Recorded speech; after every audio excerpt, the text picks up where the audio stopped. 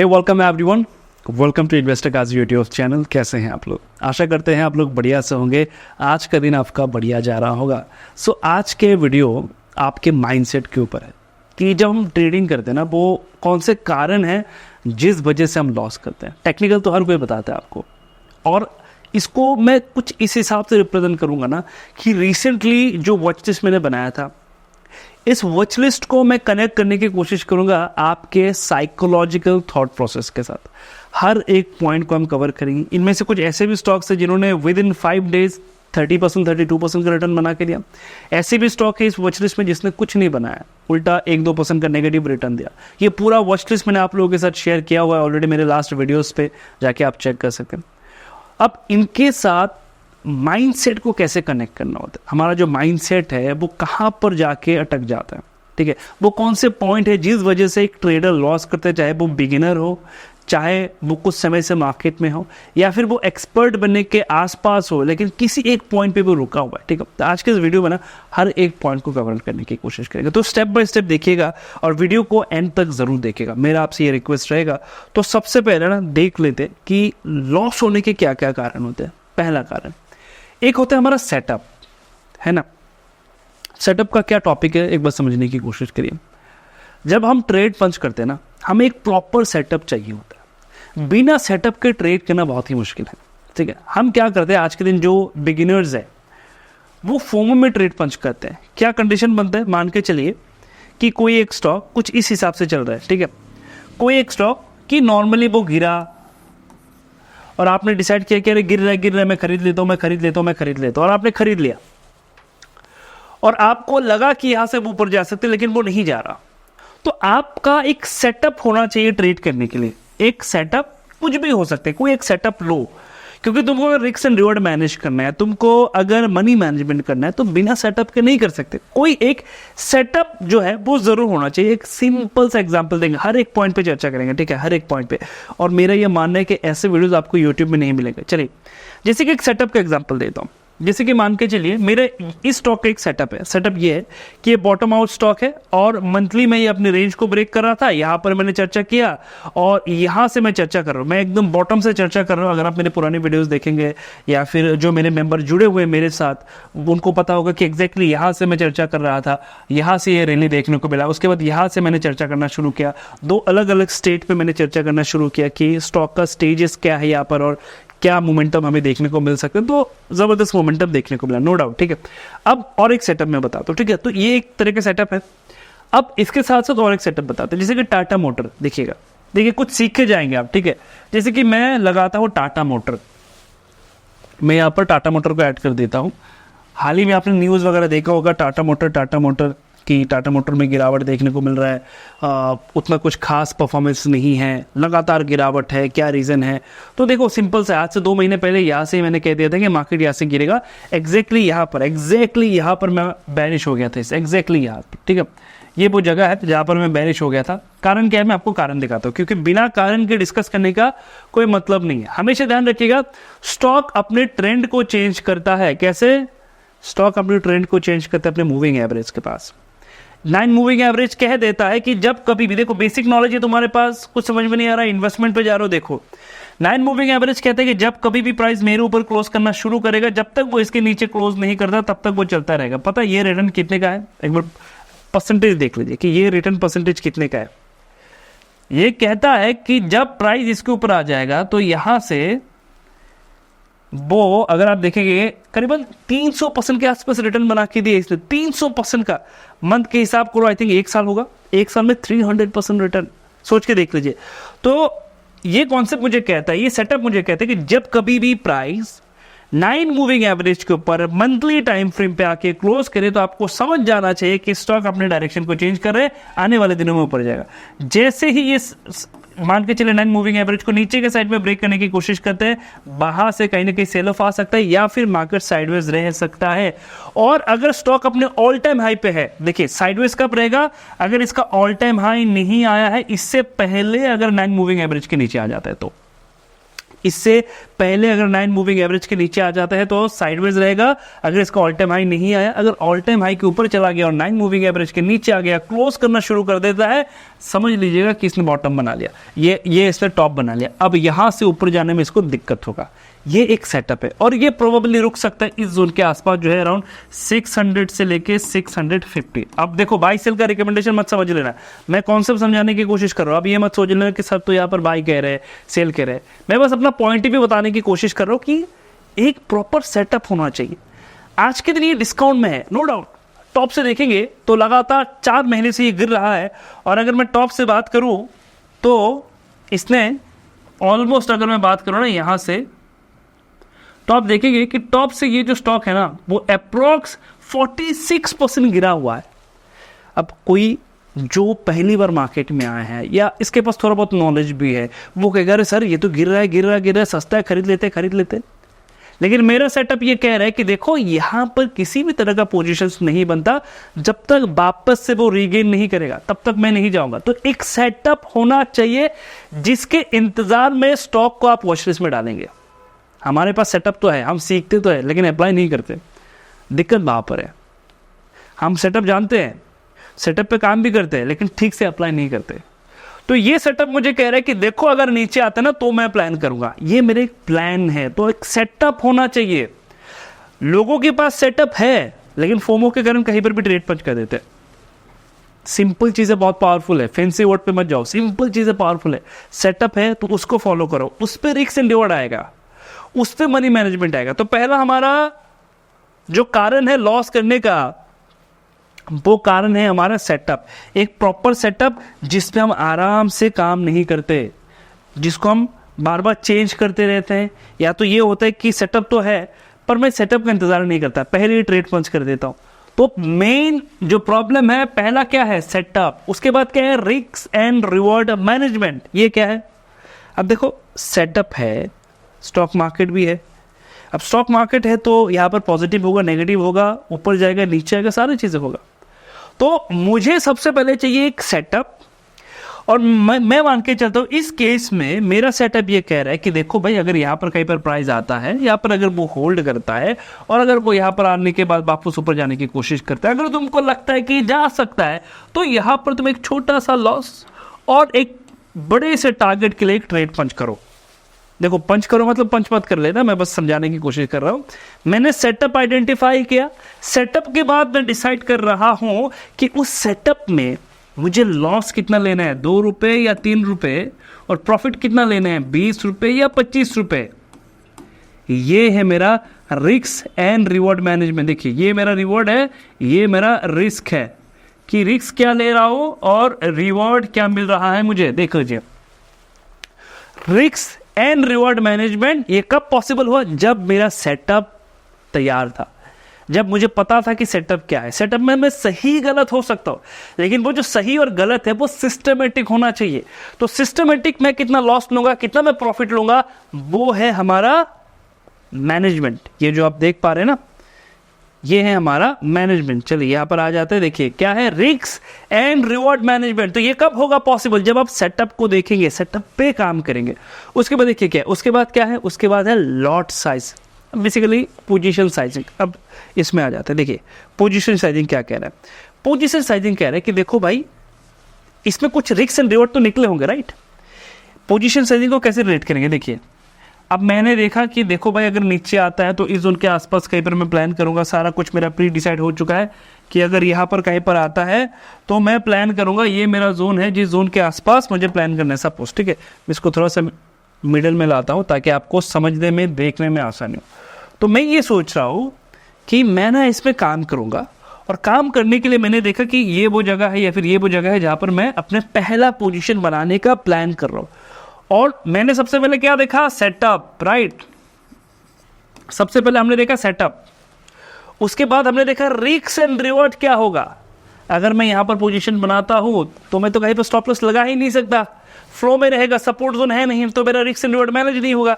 तो जहाँ पर मुझे जिस दिन सपोर्ट मिलेगा और सपोर्ट से जब वो बाउंस बैक करके ऊपर जा रहा होगा तो यहाँ पर कहीं पर मैं पोजीशन बनाने की कोशिश करूँगा। छोटा सा स्टॉप लॉस होगा, बड़ा सा टारगेट होगा, रिस्क एंड रिवॉर्ड मैनेज होगा, रिस्क एंड रिवॉर्ड मैनेज होगा। यहाँ पर मेरा आरआर निकलेगा। अब वो जो रिस्क एंड रिवॉर्ड है, मेरा सवाल है कि वहाँ पर मैं कितना लॉस लूँगा, कितना प्रॉफिट लूँगा। तो उसे कहा जाता है पोजीशन साइजिंग मेंटेन करना है। क्या पोजीशन साइजिंग? मान के चलिए मेरा 1 लाख कैपिटल है, 1 लाख का मेरा कैपिटल है, तो 1 लाख कैपिटल पे मुझे कितना प्रॉफिट मिलेगा अगर यहाँ से वो 20% ऊपर जाता है और अगर 2% नीचे आता है, जो कि दोनों पॉसिबल है, तो मुझे कितना लॉस होगा। उसको कैलकुलेट करने के लिए हम क्या करते हैं? पोजीशन साइजिंग करते हैं। पोजीशन साइजिंग, पहले सेटअप के उसके बाद आ जाओ कि सेटअप के बाद रिस्क एंड रिवॉर्ड क्या है उस स्टॉक में। सेटअप में बहुत सारे स्टॉक्स आ गए, मैं किस में ट्रेड करूंगा? जिसमें हाई रिवॉर्ड दिखे और कम सा एक रिस्क दिखे। अब रिस्क कितना है? 2% 3% कुछ भी हो सकते। 1 लाख कैपिटल में कितना लॉस आ रहा है? मुझे पता चला कि देखो 1 लाख कैपिटल में ना 3,03,000 का लॉस आ रहा है। अच्छा, तो इसमें जा सकते हो क्या? प्रॉफिट कितना आ रहा है? मान के चलते हो 30,000 का, 20,000 का, 25,000 का। ठीक है, रिस्क रेट बढ़िया है, ऐसे 5 ट्रेड लेंगे, 3 मेरे फेवर पे चला, 2 मेरे फेवर में चला, फिर भी मैं profitable. Risk and reward manage करेंगे तो ही हम प्रॉफिटेबल रहेंगे। तो इसमें हमने क्या किया? इसमें हमने देखा कि अब देखो कितना लॉस हो सकता है मेरा मैक्सिमम, कितना प्रॉफिट हो सकता है। इसके बेसिस पे हमें पोजीशंस बनाना होता है। इसको कहा जाता है पोजीशन साइजिंग मेंटेन। तो ये हमारा थर्ड पॉइंट। और एक रिटेल ट्रेडर क्या करता है? एक रिटेल ट्रेडर इन सारी चीज़ों को फॉलो नहीं कर पाता। पहले सेटअप है भी तो काम नहीं कर पाएगा, क्योंकि सेटअप का इंतजार नहीं करना है। मार्केट नीचे आ गया, पोजीशन बनाओ और वही स्टॉक नीचे आ जाता है। तो सेटअप है लेकिन वो काम नहीं कर पा रहा। तो सबसे इंपॉर्टेंट है सेटअप। उसके बाद कि सेटअप तो मिल गया, मैं अंधा तो बिलीव नहीं कर सकता ना, एकदम अंधाधुन मैंने बिलीव कर लिया कि यहाँ से ऊपर जाएगा। तो मुझे एक रिस्क और एक रिवॉर्ड मैनेज करके ही जाना होगा। तो इतने हज़ारों स्टॉक्स में से मान के चले मेरे पास 20 स्टॉक ऐसे आ गए जिसमें मेरा सेटअप बन रहा है। अब क्या मैं 20 में ट्रेड करूंगा? नहीं। उन 20 में से जिसमें मेरा रिस्क एंड रिवॉर्ड बढ़िया दिखे कि 2% का लॉस है, 30% का प्रॉफिट है या 20% का प्रॉफिट है, जिसमें मेरा रिस्क एंड रिवॉर्ड बढ़िया है, उसको मैं अपने वॉच लिस्ट में डालूंगा। अब जब मैं पोजीशंस बनाने जाऊंगा, मुझे चाहिए कि पोजीशन साइजिंग क्या होगा, कितने का मैं पोजीशंस बनाऊं। जो पोजीशन में बनाओ कितने का बनाओ कि 2% लॉस आया तो कितना लॉस आएगा, 30% या 20% प्रॉफिट आया तो कितना प्रॉफिट आएगा, ये मुझे कैलकुलेट करना है। अब रिटेल ट्रेडर क्या करता है ना, पहले इन 3 स्टेज में उसको दिक्कत हो जाता है। पहले तो सेटअप सही नहीं है, तो उसके बाद इशू हो जाता है कि सेटअप से पहले एंट्री कर ली तो रिस्क एंड रिवॉर्ड मैनेज नहीं होगा। मान के चलिए सेटअप सही कर लिया, रिस्क एंड रिवॉर्ड सही नहीं है, 1:1 के लिए। अब मैं देखता हूँ कि यूट्यूब में वीडियोस है 1:1 के लिए ट्रेड करो, 1:2 के लिए ट्रेड करो। चलो, अगर तुम करते भी हो तुम कितना प्रॉफिटेबल रहोगे मुझे नहीं पता, पर मैं आइडियली 1:5 अगर है तो ही मैं जाऊँगा, तो मैं जाऊँगा नहीं।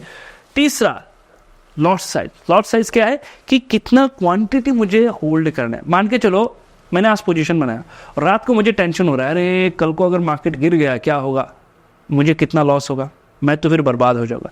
ये सोच कब आता है? ये सोच तब आता है जब आपकी क्वांटिटी साइजिंग सही नहीं है। अगर आपकी क्वांटिटी साइजिंग सही होता तो आपको तो पता है आपका मैक्सिमम लॉस कितना है। आपने 1 लाख लगाया, आपको पता है कि आपका मैक्सिमम लॉस जो है वो 3,000 का है या 2,000 का या मैक्सिमम 5,000 का या मैक्सिमम 3,000 का है, 4,000 का है। तो आपको तो पता है आपका लॉस क्या है। उसके बाद भी अगर आप रात को टेंशन कर रहे हैं कि मार्केट अगर गैप डाउन खुल गया तो मुझे तो लॉस हो जाएगा, तो इसका मतलब क्या है? आपका डायरेक्शन सही नहीं है, आपका लॉट साइज सही नहीं है। तो पहला 3 बहुत इंपॉर्टेंट है। अगर इसको आपने क्रॉस कर लिया तो चौथा आ जाता है आपका क्या? वो है इमोशंस। चौथा क्या आ जाता है? वो है इमोशंस। बहुत सारे होते हैं इमोशंस, बहुत सारे इमोशंस होते हैं। चलो इसको कैसे आप कनेक्ट करेंगे वो एग्जांपल देते हैं। चलिए, तो इमोशन डिफरेंट तरह के होते हैं। पहला मैं थोड़ा सा ब्रीफ बता दूं इमोशंस के बारे में कि क्या क्या होता है। पहला तो फियर ऑफ मिसिंग आउट, कि अरे ट्रेड मुझे ले लेना चाहिए, चला जाएगा, मैं ट्रेड पंच कर देता हूँ। मैंने ट्रेड पंच किया, वो नीचे आ गया। मैंने पोजीशंस बनाया, वो प्रॉफिट में अरे अच्छा खासा प्रॉफिट हो रहा है, प्रॉफिट होता है, मार्केट ऊपर जा रहा है, मुझे प्रॉफिट हो रहा है, मार्केट ऊपर जा रहा है, मुझे प्रॉफिट हो रहा है। एक रेड कैंडल बना, मैंने कहा अरे भाई प्रॉफिट कम ना हो जाए, जल्दी से निकल जाता हूँ। मैं निकल गया यहाँ से और स्टॉक यहाँ से वापस ऊपर। ये एक तरह का इशू है। एक है कि मैंने पोजीशन बनाने के बाद थोड़ा बहुत ऊपर गया, मैंने कहा अरे भाई स्टॉक तो मेरे फेवर पे चल रहा है।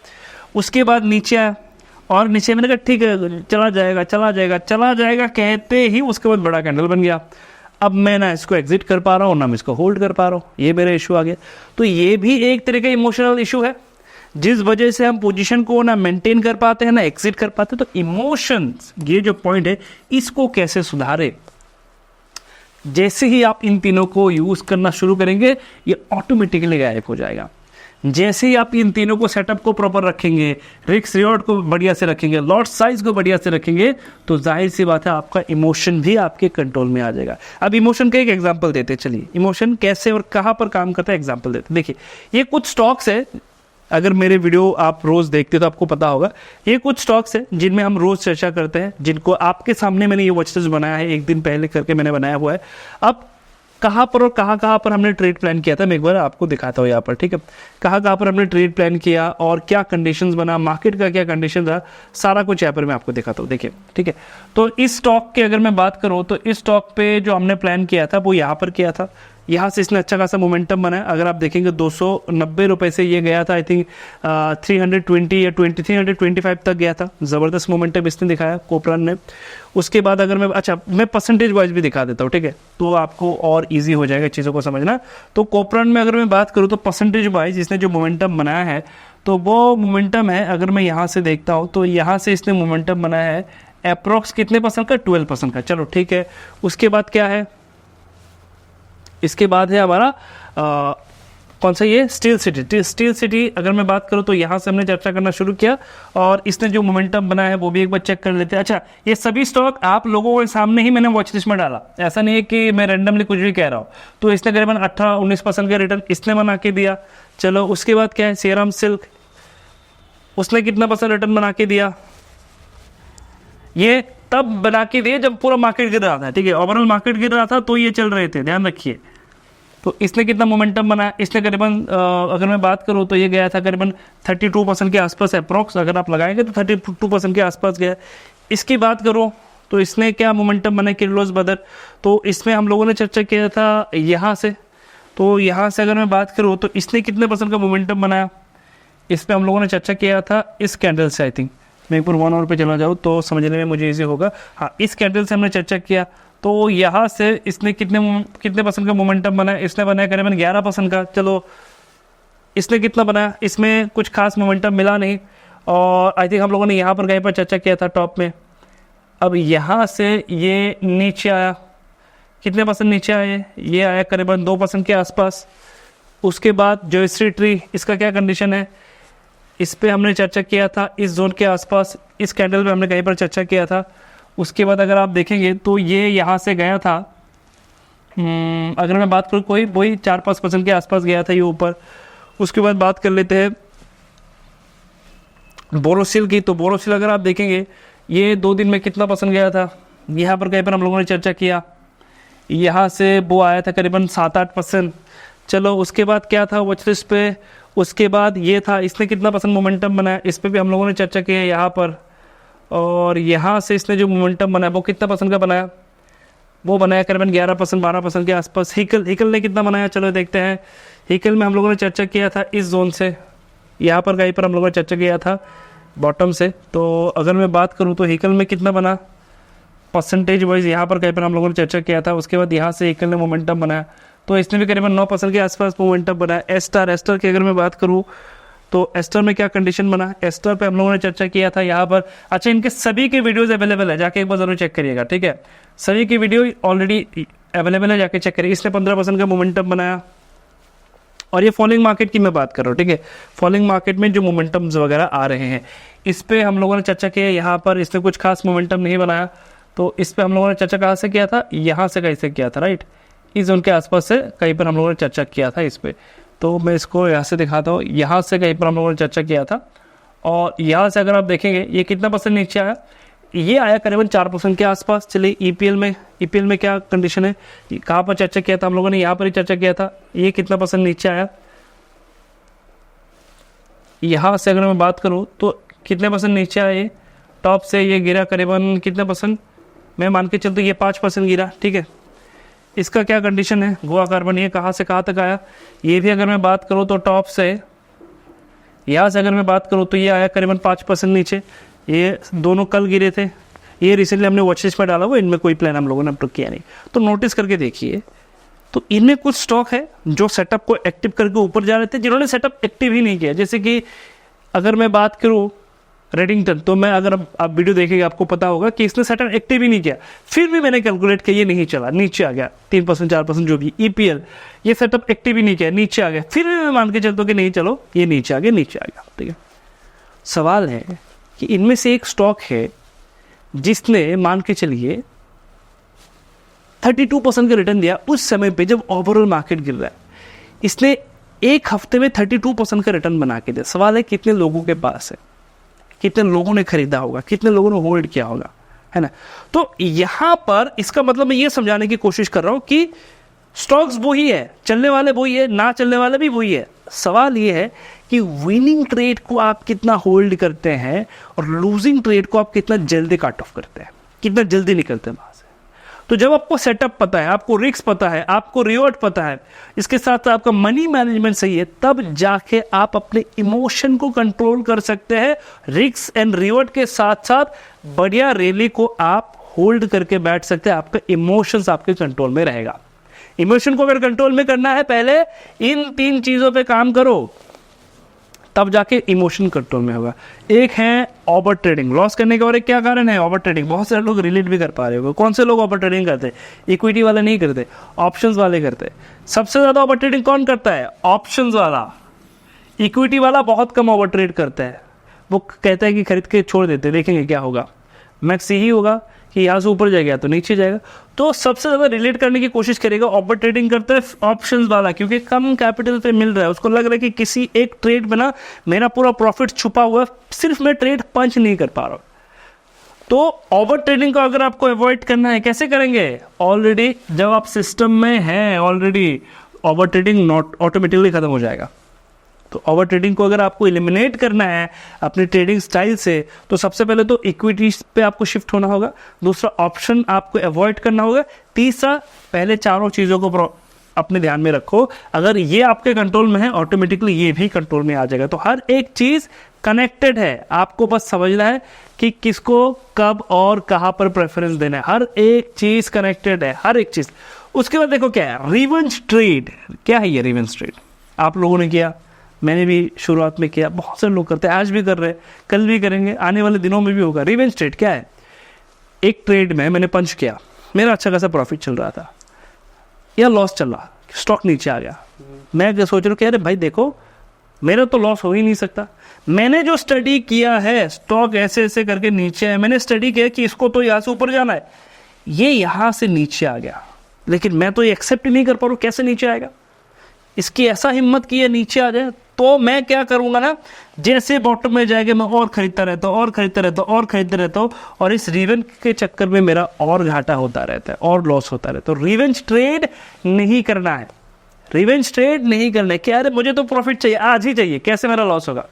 रिवेंज ट्रेड नहीं करना है। डिसाइड करो कि ये सारी चीज़ें मेरे कंट्रोल में है, ओवर ट्रेडिंग वगैरह मेरे कंट्रोल में है, रिवेंज ट्रेड में करूंगा नहीं, मुझे 2 से 3 ट्रेड पंच करना है, अपना प्रॉपर स्टॉप लॉस, अपना प्रॉपर टारगेट मेंटेन करना है। स्टॉप लॉस हिट मैं निकल जाऊंगा, टारगेट हिट में निकल जाऊंगा, लेकिन रिवेंज ट्रेड नहीं करना है। ये बिगिनर को बर्बाद कर देता है। और रिवेंज ट्रेड कौन से लोग करते हैं? ज़्यादातर वही लोग हैं जो ऑप्शन में काम कर रहे होते हैं कि पुट नहीं चला तो कॉल तो ज़रूर चलेगा, जल्दी से पंच कर देते हैं, और इसके चक्कर में ये वाला कंडीशन बनता है कि कैपिटल खाली हो जाता है। उसके बाद क्या है? टाइम फ्रेम को सीखो, टाइम फ्रेम एडजस्टमेंट को सीखो।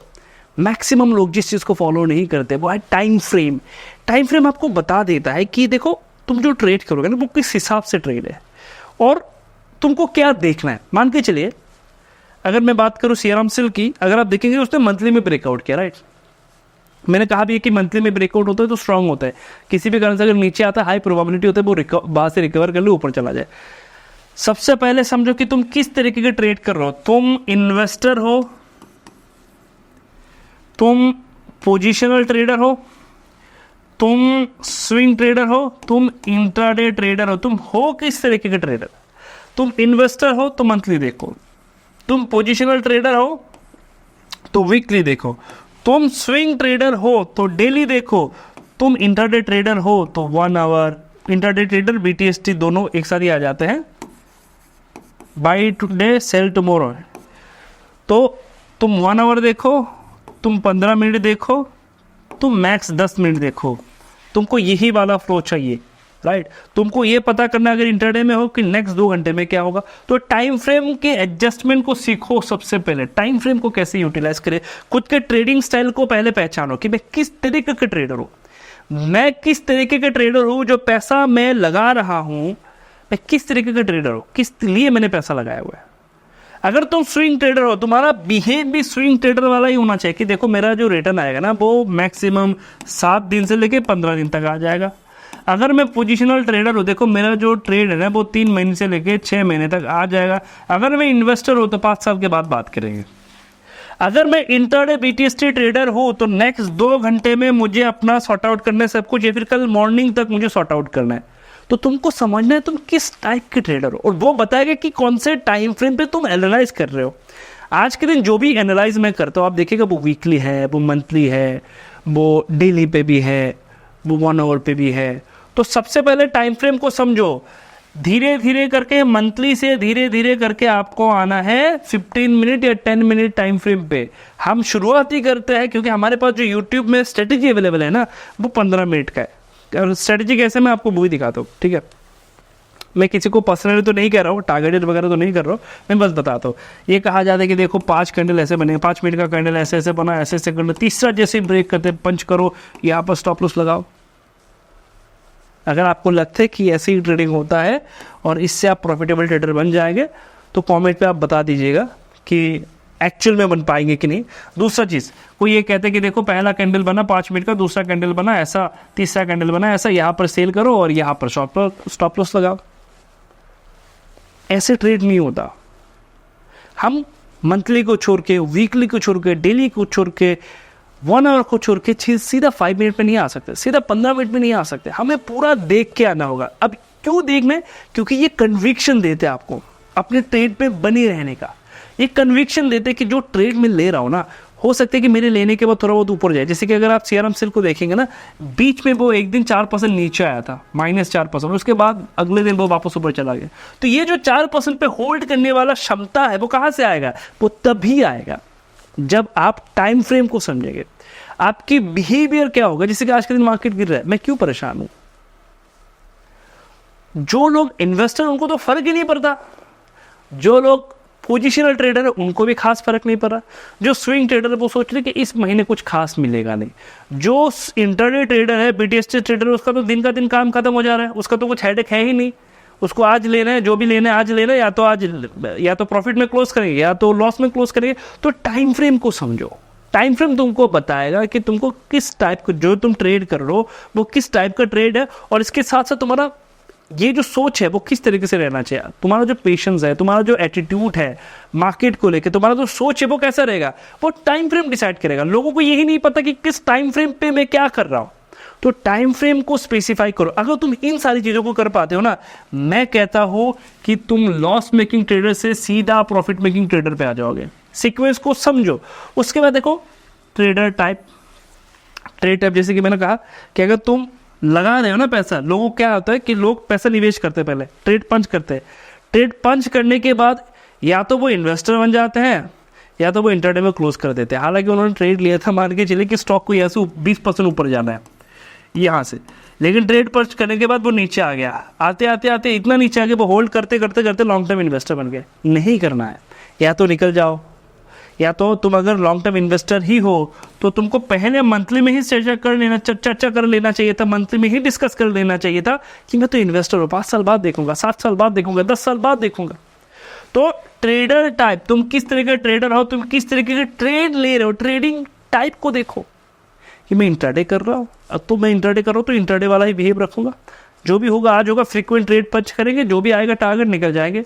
अगर इंटरडे ट्रेडर हूँ उस स्टॉक में जाऊंगा जिसमें हाई लिक्विडिटी है, क्योंकि मुझे लिक्विडिटी वाला मोमेंटम चाहिए। अगर मैं स्विंग ट्रेडर हूँ तो मुझे नेक्स्ट 1 हफ्ता 2 हफ्ता इससे कुछ लेने देना नहीं है। तो आपको क्लियर होना चाहिए कि आपका जो ट्रेड है उस ट्रेड का टाइप क्या, आप किस तरीके के ट्रेड करें। आप बिगिनर हो, आप आपने कुछ टाइम स्पेंड किया, 6 महीना 1 साल, और आपको अभी भी क्लियर नहीं है कि मैं जो इस ट्रेड को पंच कर रहा हूँ उस ट्रेड में मेरा एटीट्यूड क्या रहेगा, मैं कैसे सोचूंगा। आपको क्या लगता है जो इन्वेस्टर का जो सोच होता है क्या वो एक इंटरडे ट्रेडर का हो सकता है? नहीं, दोनों डिफरेंट है।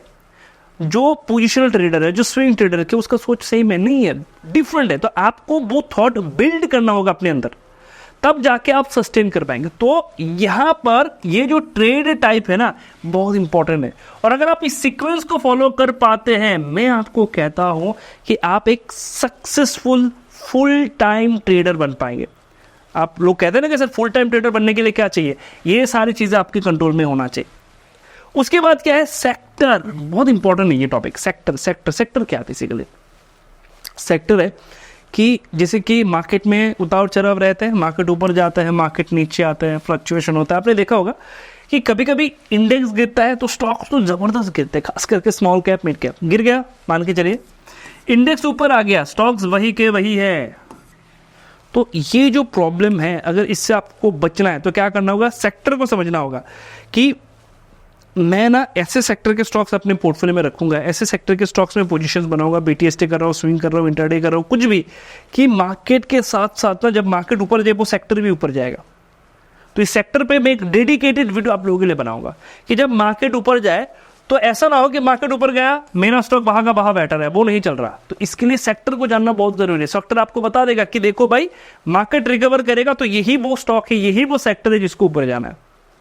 ठीक है, एग्जाम्पल के लिए जो रिसेंटली मुझे लग रहा है कि पेपर सेक्टर पे एक मोमेंटम आ सकता है अगर मार्केट ऐसे रिकवर करता है आने वाले दिनों में। बट बाई सेल का रिकमेंडेशन नहीं है, जाके प्रैक्टिस करके देखो कि पेपर सेक्टर के स्टॉक कहां पर है। ठीक है, उसके बाद देखो क्या, उसके बाद है पेशेंस।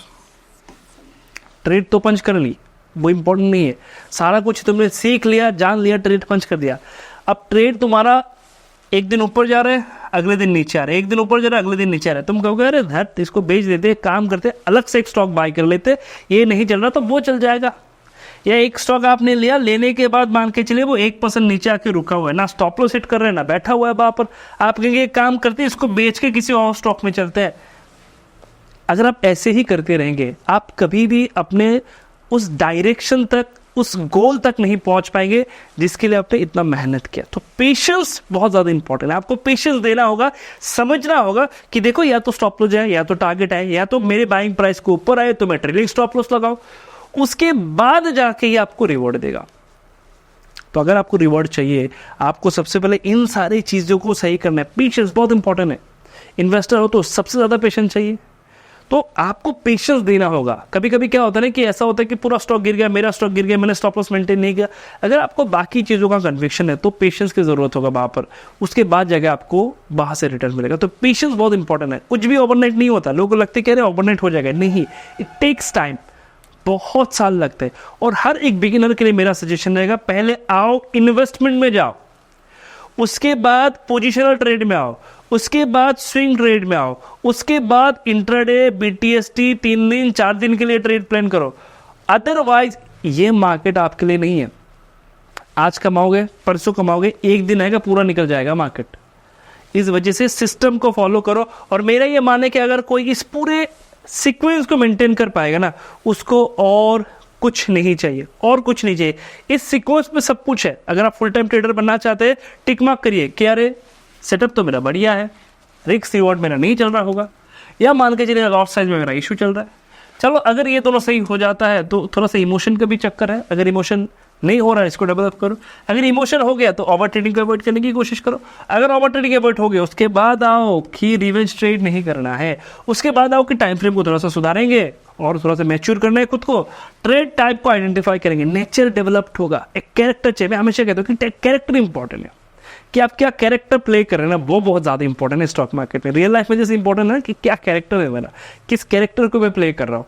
तो वो जो कैरेक्टर है ना आपका, वो कैरेक्टर कैसे आएगा, ट्रेड टाइप से आएगा कि किस टाइप का ट्रेड कर रहा हूँ। मेरा कैरेक्टर क्या होगा, मार्केट गिरने से मुझे हंसना है, रोना है, अफसोस करना है, डिप्रेस्ड हो जाना है, क्या करना है, कैरेक्टर डेवलप करो। उसके बाद देखो सेक्टर, कि चलो मार्केट तो गिर सकता है लेकिन गिरने पर उसके बाद रिकवर करे, इसके लिए सेक्टर को जानना बहुत ज़रूरी है, इसको ऐड करो और चीज़ें इंप्रूव होगा। उसके बाद पेशेंस, अल्टीमेटली वही है पेशेंस। पेशेंस नहीं है तो कुछ नहीं है, पेशेंस देने को ओवरनाइट कुछ नहीं हो जाता। बहुत सारे लोगों को लगता है कि सर ये सारी चीज़ें ना एक दिन में कर लूँगा, नहीं हो पाएगा आपसे।